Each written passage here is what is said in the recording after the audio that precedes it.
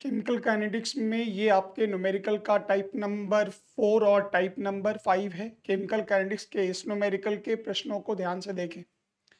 इसमें एक क्वेश्चन ये दिया गया आपको, जो एक रिएक्शन है जिसमें ए का कन्वर्शन बी में हो रहा। इसमें कहता है ये रिएक्शन जीरो ऑर्डर का रिएक्शन है, तो याद कीजिए रेट लॉ डेरिवेशन में rate of reaction is directly proportional to molar concentration of A to the power n। Proportional का सिंबल हटाएंगे तो K डालें। कह रहा रिएक्शन जीरो ऑर्डर का है, इसका मतलब ये निकला R is equal to K into ए पर पावर जीरो। जीरो ऑर्डर का मतलब हो गया ये पावर हो गया जीरो। अब कहता है अगर हम कॉन्सेंट्रेशन को हाफ कर दें तो रेट ऑफ रिएक्शन पर क्या प्रभाव पड़ेगा।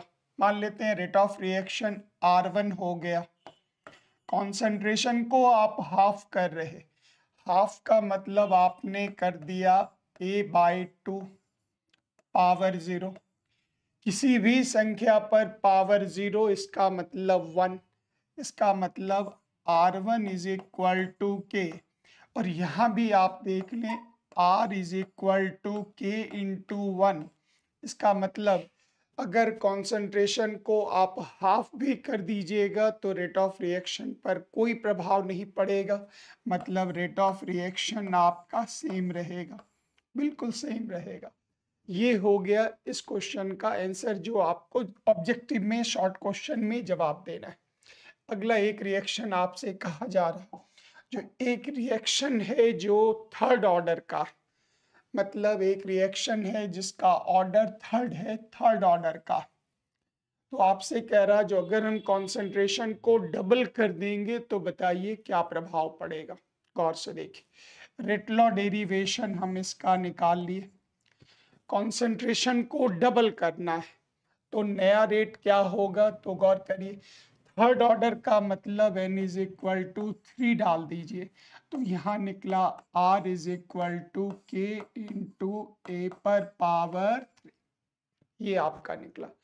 अब कहता है कॉन्सेंट्रेशन को हम डबल कर रहे, तो कॉन्सेंट्रेशन को डबल कर रहे तो ये हो गया के, यहाँ हो गया 2a पर पावर 3। अब कहता है नया रेट क्या होगा ये बताएं, तो आप 2 को बाहर निकालिए।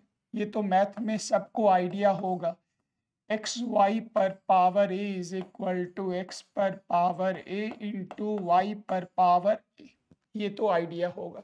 2 को बाहर निकाल लें, R1 इज इक्वल टू के ए पर पावर क्यूब और फिर 2 पर power cube, 2 into 2 into 2 is equal to 8 into k molar concentration a पर पावर 3।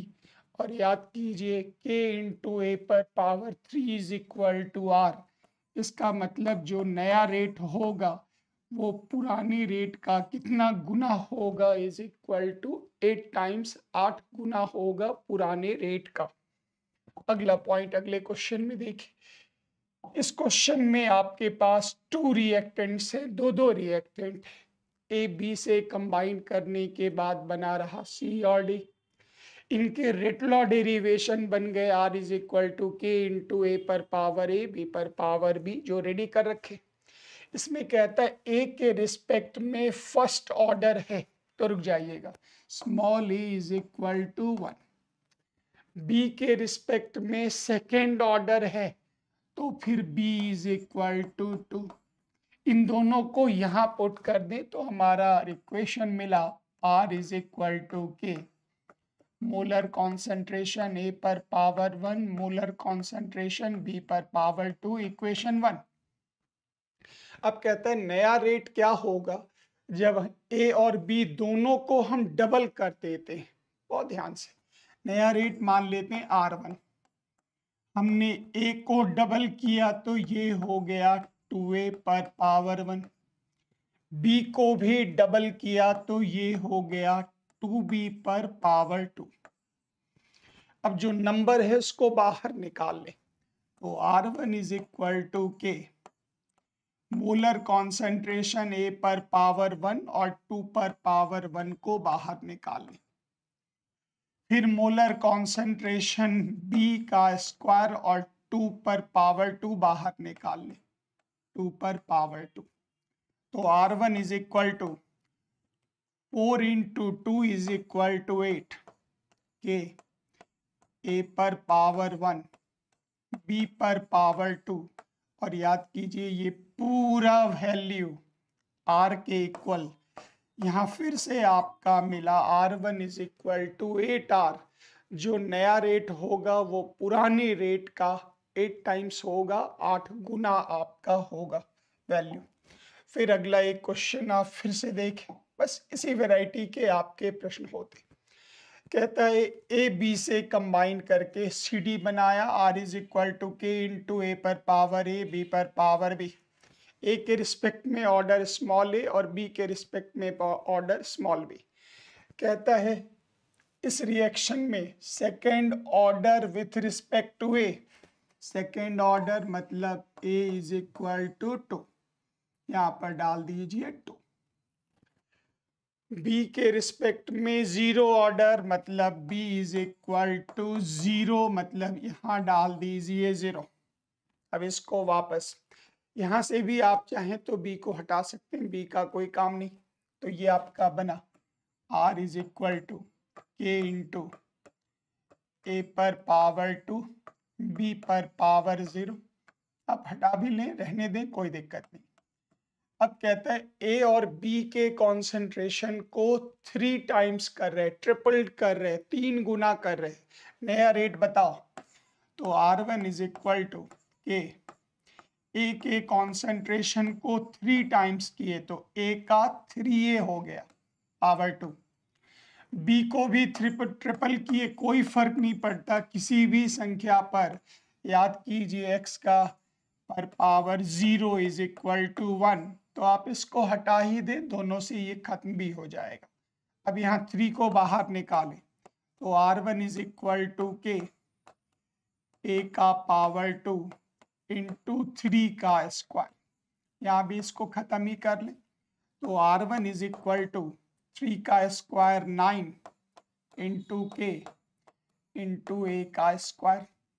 अब ये पूरा वैल्यू R के बराबर, तो R1 is equal to 9R।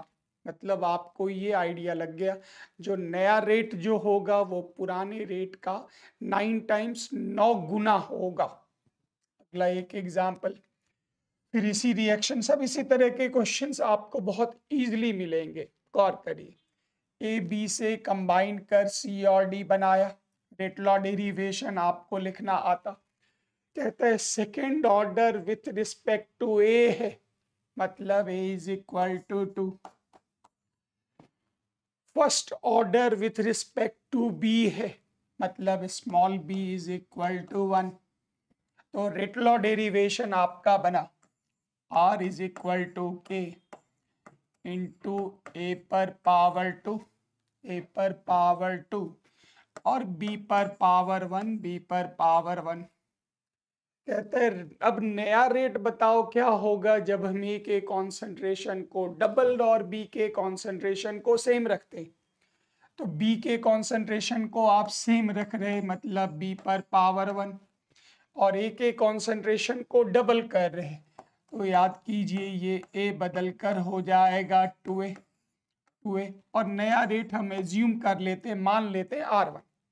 इस नंबर को बाहर निकालें, K इज इक्वल टू ए पर ए का स्क्वायर मोलर कॉन्सेंट्रेशन बी पर पावर 1 और 2 का स्क्वायर बाहर। याद कीजिए R1 इज इक्वल टू ये हो गया 4 इंटू के इंटू मोलर कॉन्सेंट्रेशन ए पर पावर 2 मोलर कॉन्सेंट्रेशन बी पर पावर 1, और ये पूरा नंबर R के बराबर। Then R1 is equal to 4R, मतलब जो नया रिएक्शन का रेट होगा वो पुराने रेट का 4 टाइम्स 4 गुना होगा। नेक्स्ट आई आपके 4 और 5, ये दोनों न्यूमेरिकल आपके कंप्लीट हो गए। नेक्स्ट में आप 6 नंबर देखेंगे। Thank you very much. जय हिंद।